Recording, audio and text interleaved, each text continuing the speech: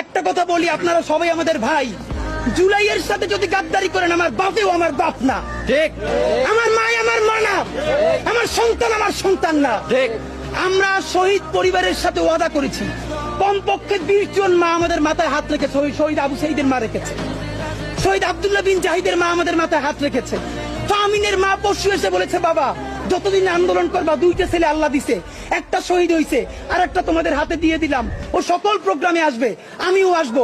বিচার না কইরা আল্লাহর কসম তোমরা রাস্তা থেকে ছাড়বা না।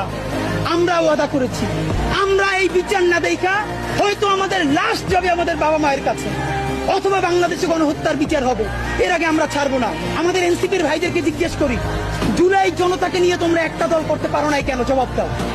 কেন আজকে 2-3টা দল হইতেছে? তোমরা একটা করছো, শুক্রবার আর একটা হবে, পরশু আর একটা হবে, কেন? তোমরা কেন একা একা মাস্টার মাইন্ড হইতে গেলে আমারে বলো, তোমরা কেন বললা না?